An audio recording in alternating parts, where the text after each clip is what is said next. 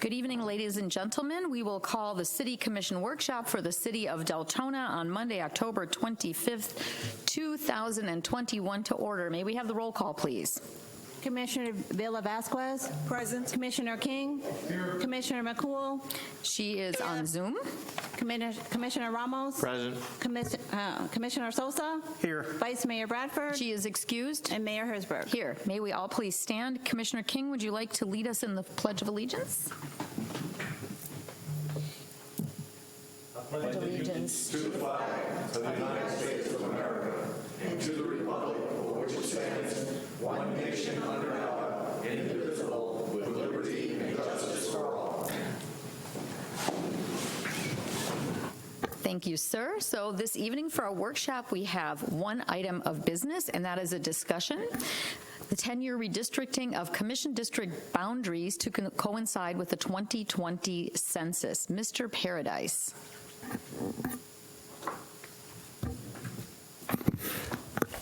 Thank you, Madam Mayor, and welcome to the workshop on redistricting associated with the new 2020 census data. And before I introduce our consultant helping with redistricting, I'd like to add a few things for the commission just to contemplate, just to kind of set some context with regard to redistricting. First, the city charter under section 9B addresses redistricting. Pretty straightforward. Simple, and basically says that the city shall revise the boundaries every 10 years following the release of census data. I'm paraphrasing. Currently, the city population, as per the new census data, is 93,701 people. It's an increase in 10 years of about 8,500 people. Pretty significant growth. Just from a historical standpoint, the city's gone through redistricting twice before, once in 2002 as a result of the 2000 census, and another time in 2011 after the 2010 census. Both of those times, the city determined the best approach was to adjust the boundaries as conservatively as possible to ensure as close as possible population parity with regard to each of the districts. This evening, you will see some options, including the population parity, to review. Therefore, without further ado, I'd like to introduce our consultants from WGI, Mr. Henry Belrose and Albert Hill.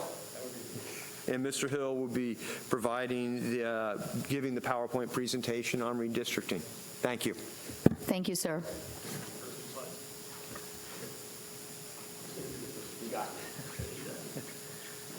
Thank you. Good evening. My name is Henry Belrose. I'm a senior project manager and vice president with WGI.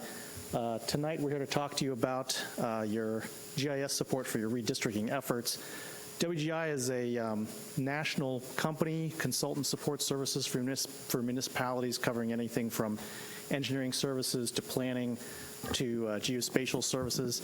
We are a Florida-based company, but specifically here tonight, we're here to talk to you about, again, your GIS support for redistricting efforts.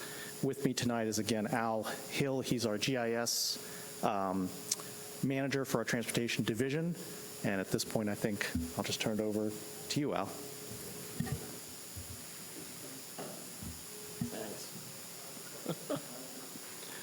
Madam Mayor, members of the City Commission, thank you very much for having us here this evening. I can tell from the massive number of people in the audience that this is of critical interest to your community. But redistricting is really very, very important. As you know, every 10 years, based on census data, political divisions that are not at large need to be looked at for population totals.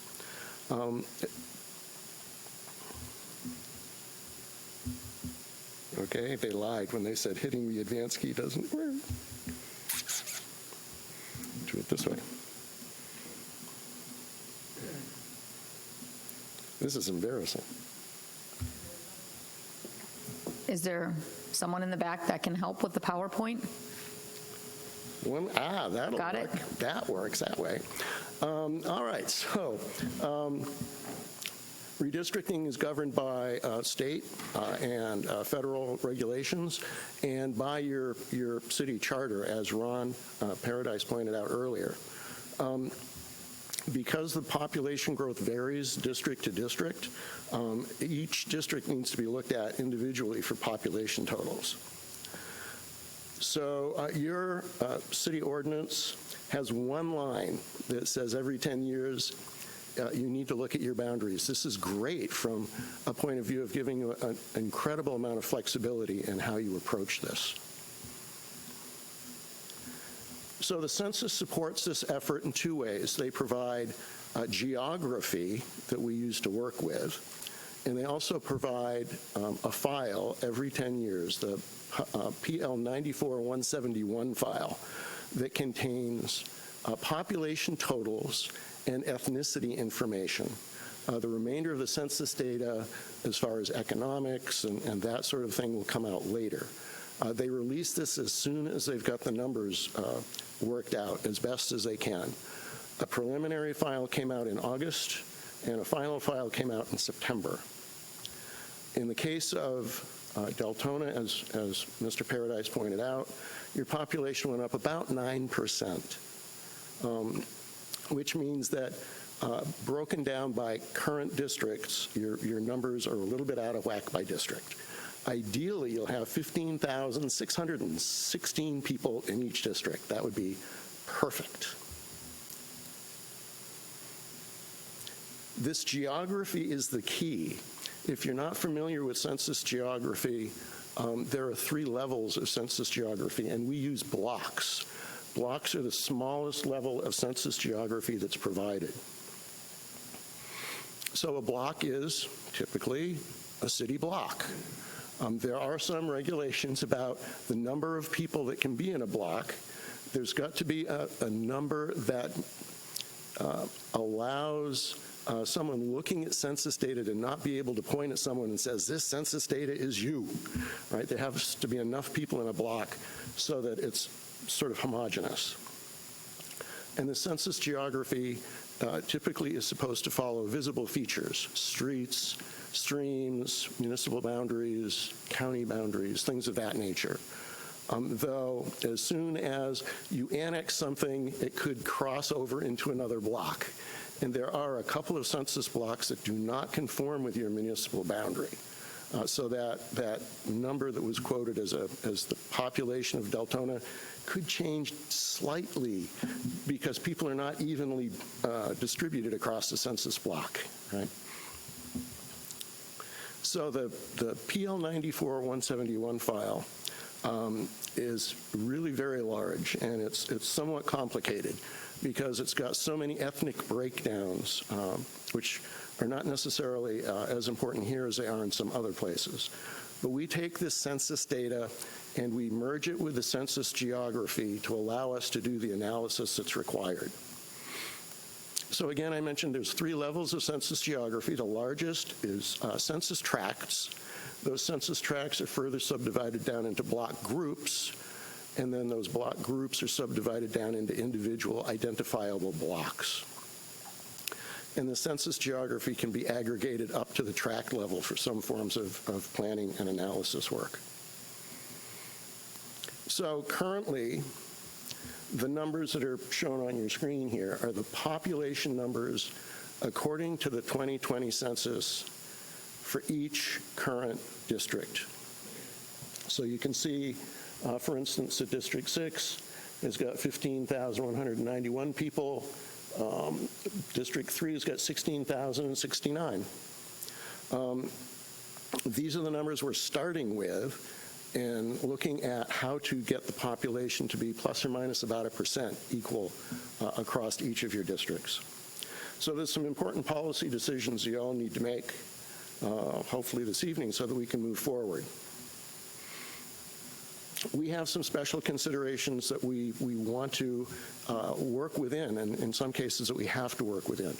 One is that you each stay in your district. No one will be districted out.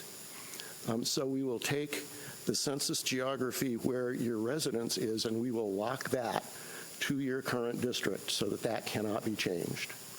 And then we will aggregate around that point to what we want to get to for an ideal population. Ideally, populations within a district should be plus or minus 1%, but because of the wording of the city charter, you do have some flexibility there. There can be exceptions up to roughly 10% plus or minus, but that generally will require some sort of documentation to say why your district numbers are that disparate. Districts should be compact and contiguous. No gerrymandering, no funky threads down a road to connect this population and that population. Compact and contiguous, and we have tools to help us determine that, should it be necessary to prove it.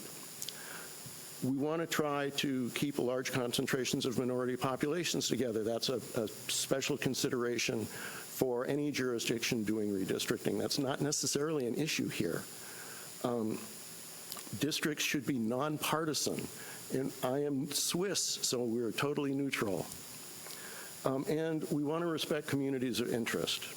And that's where there's some flexibility on your part as well.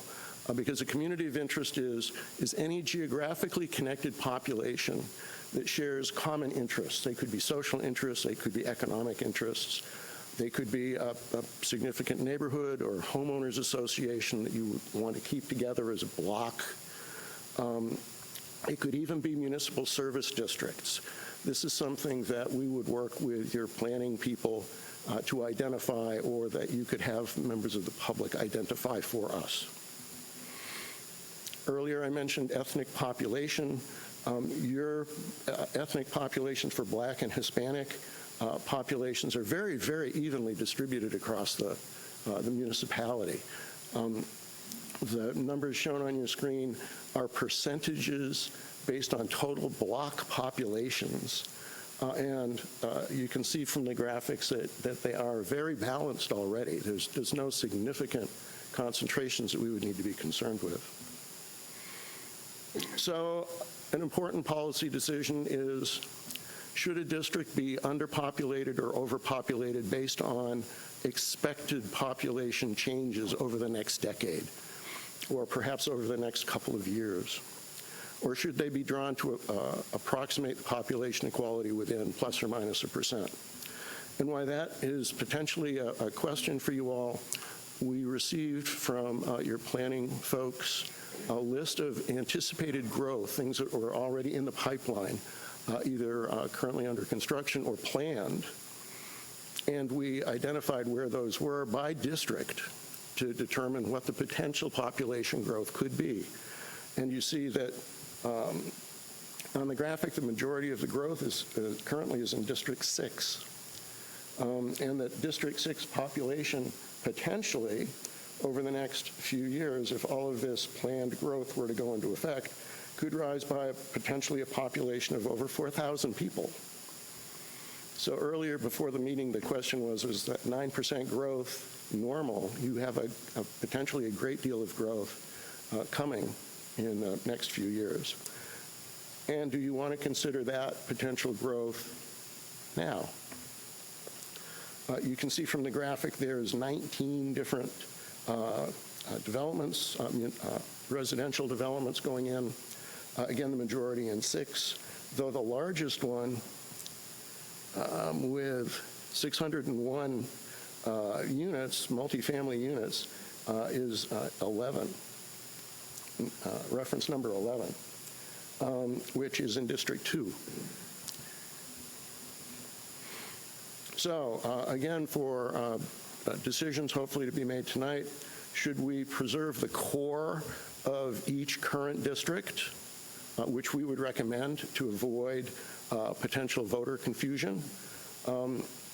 Should the plans keep together communities of interest as are going to be identified by your planning people to us to the extent that it's feasible? And just because one is identified it's not locked in stone that it could be kept together depending on what the populations look like.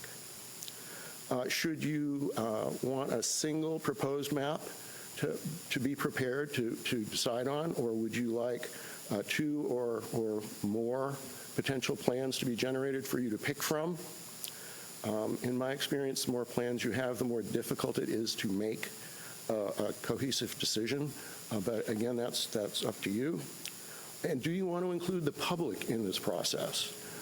Again, the turnout this evening, I understand this is a public meeting, but if you want the public involved, how do you want to handle that? Public or interested groups, I should say.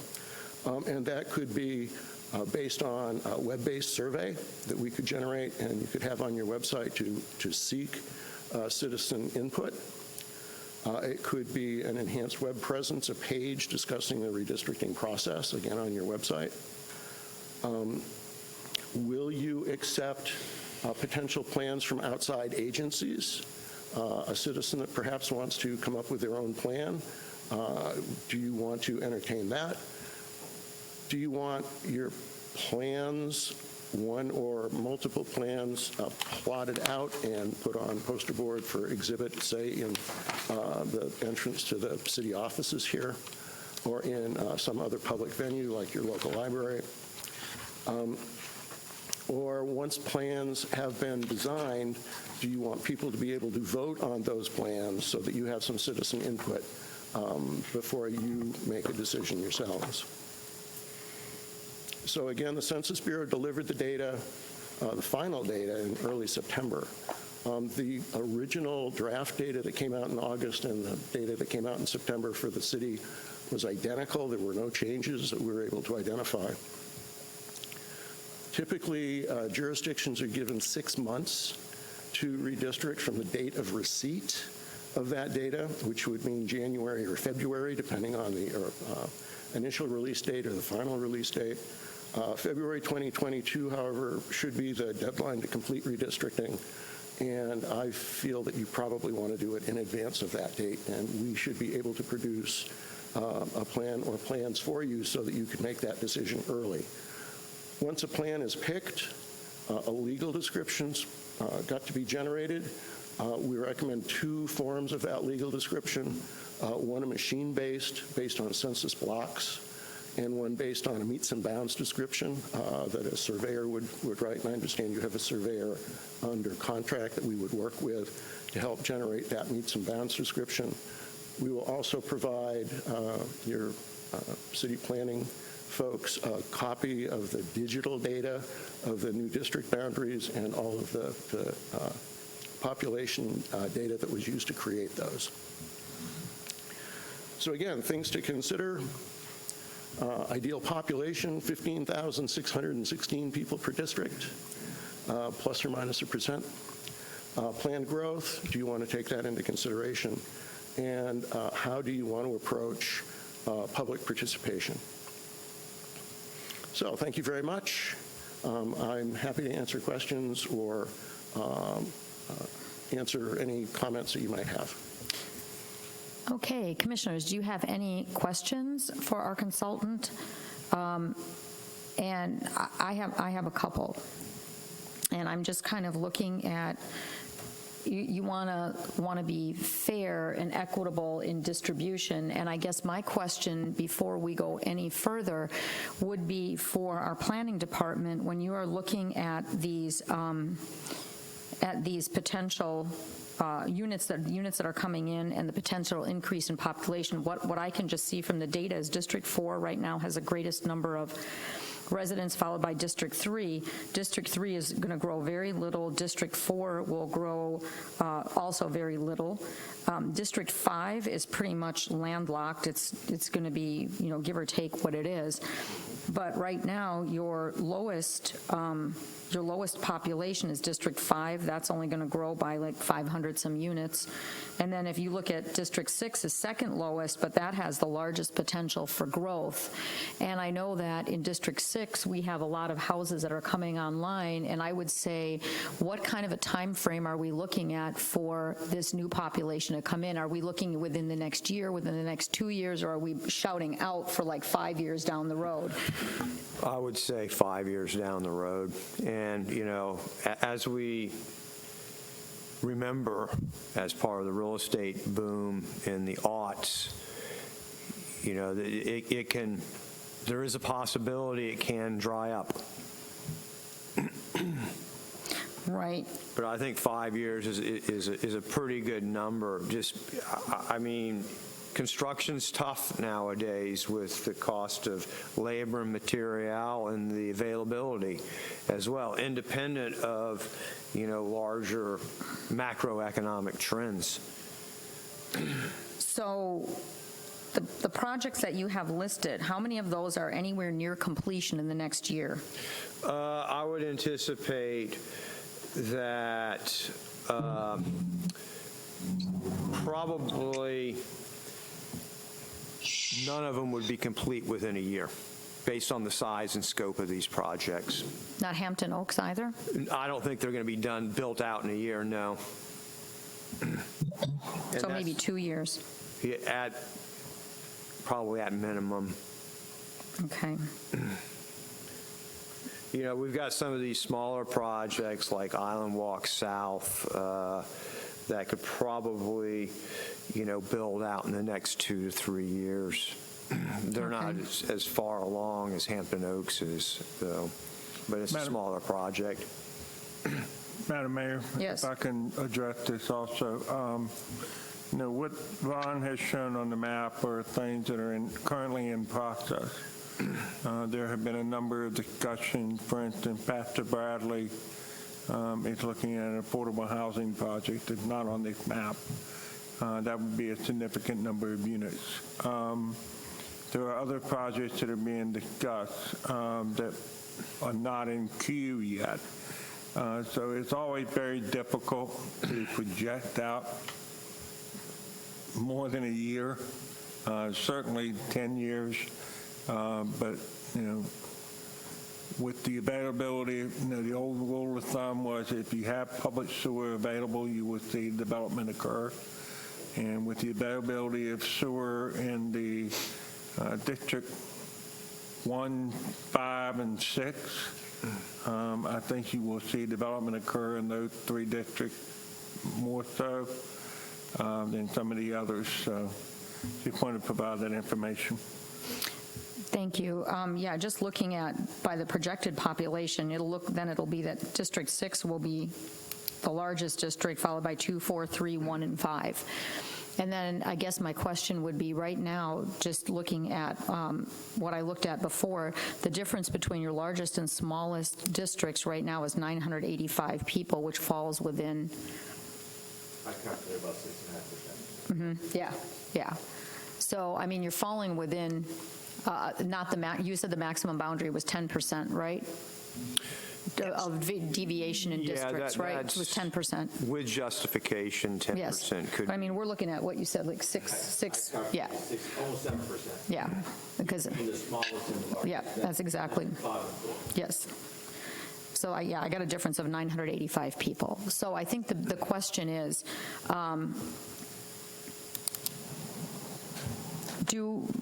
what is the reality of what if we're looking at readjusting district boundaries, how much adjustment is there going to be realistically? Because your boundaries are, you can't go more than a 10% deviation, right? Without justification. Population. And then you have certain projects that are coming in, provided things, there's a lot of that that's already under construction. So those are a given. So how much play do we have, I guess, is my big question. And what are we really looking at? We're not looking at as big of a difference as the county and the school board. So, Commissioner McCool, did you want to speak? I I did.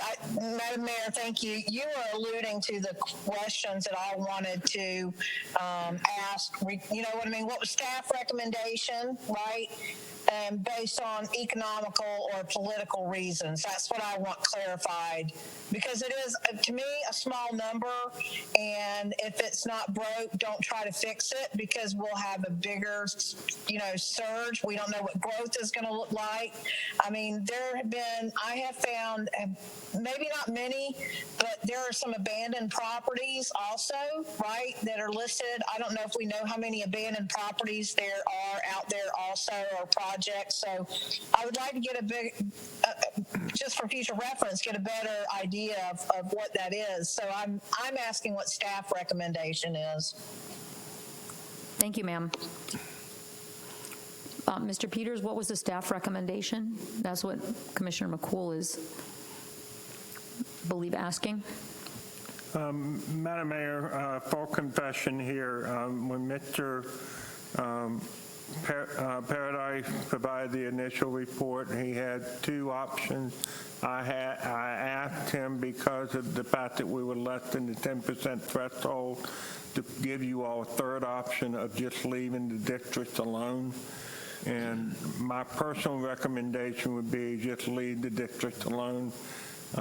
You never know who you're going to move out of one district and into another, and leaving the district where they are, our residents know which districts they're in now.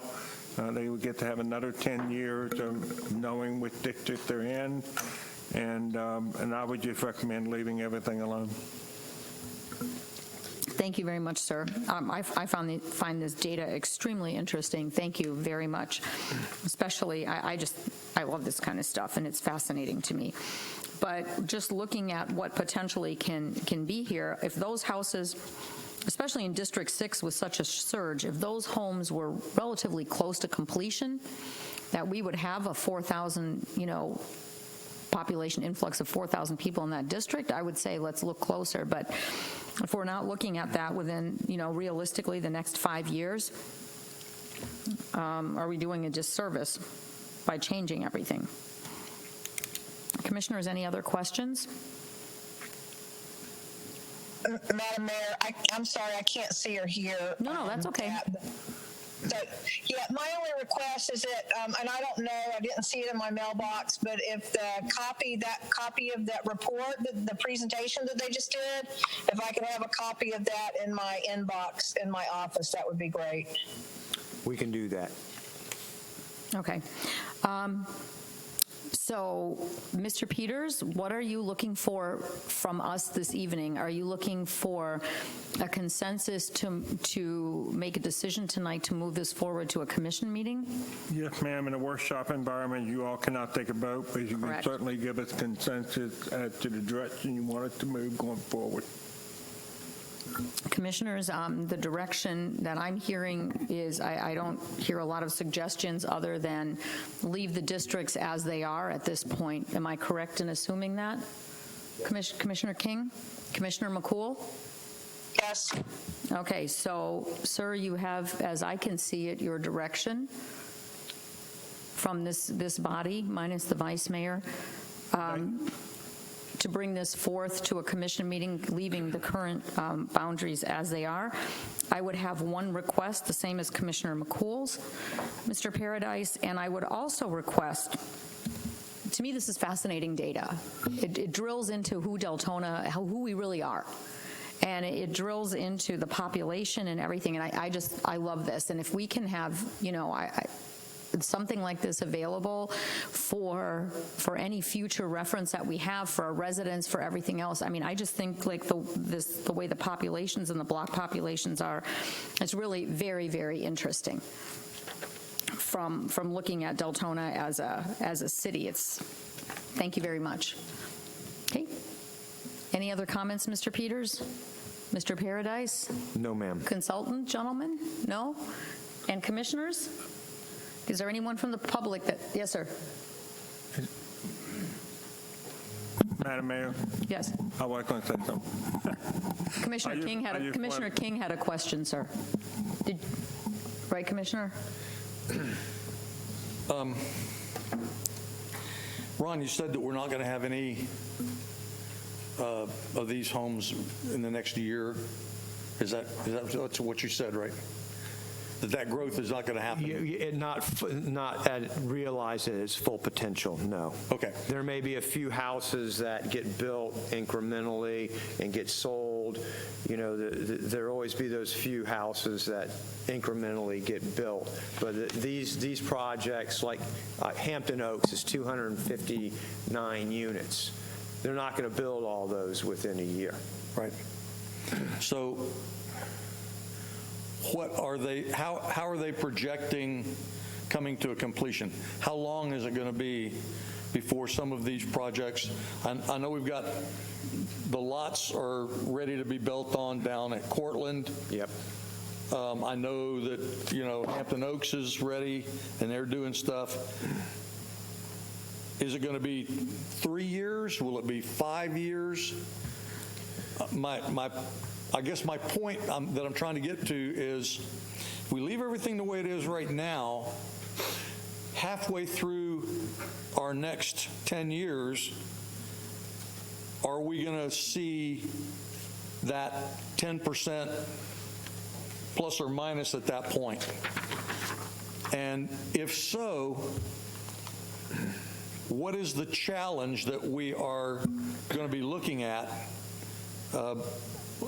Because that's what this thing says that there's more likelihood of a challenge once we go to 10%. What exactly does that look like? What is this challenge? I cannot speak for that. I'm going to turn that over to the city attorney. You know, when I use the term challenge, I'm talking a legal challenge based on lack of representation being the claim potentially.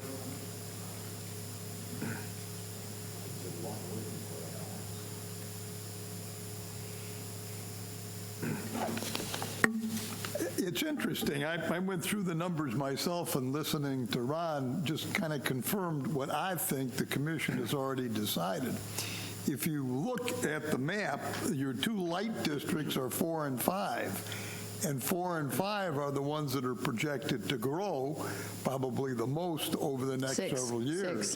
4 and 6. Well, I'm sorry, not 4 and 5, 5 and 6, yes, 5 and 6.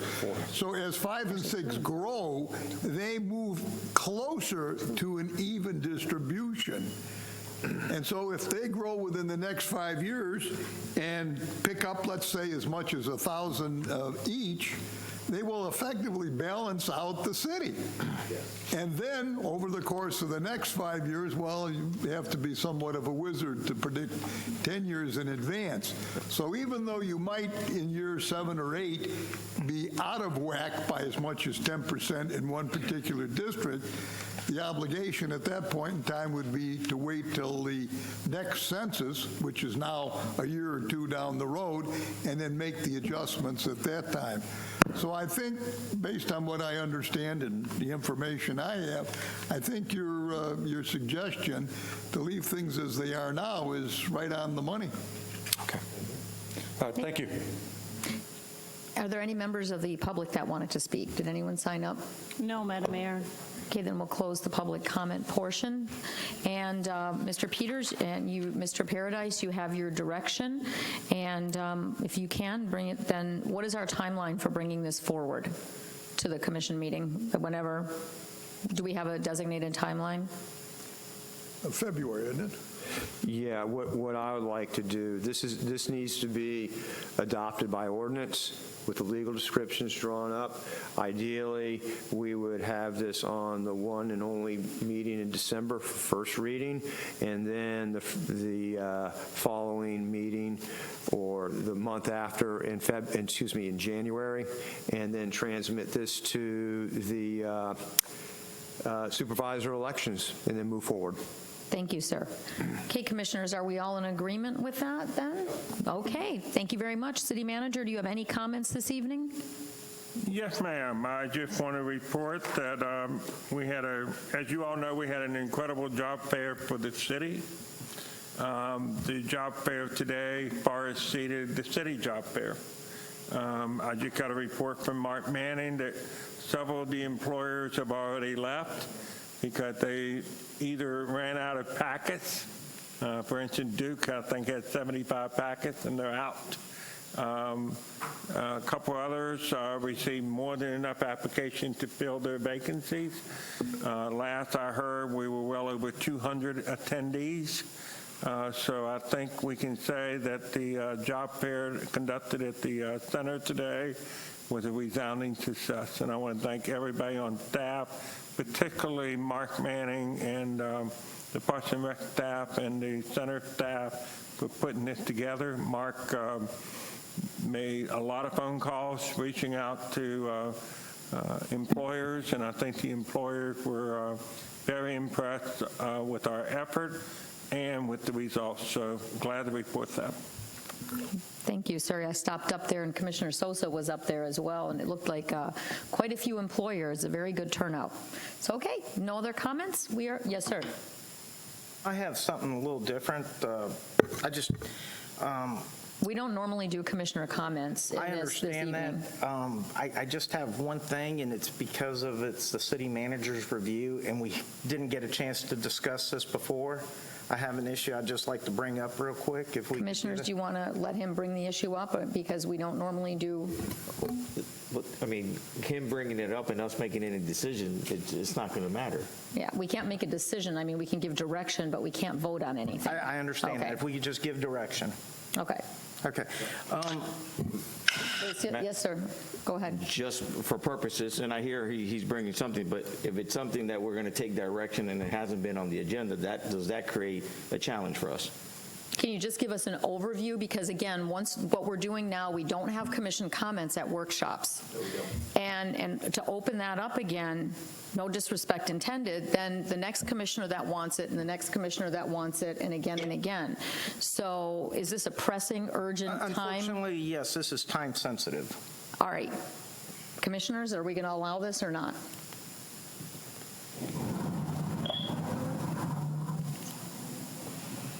Okay. Yes, no?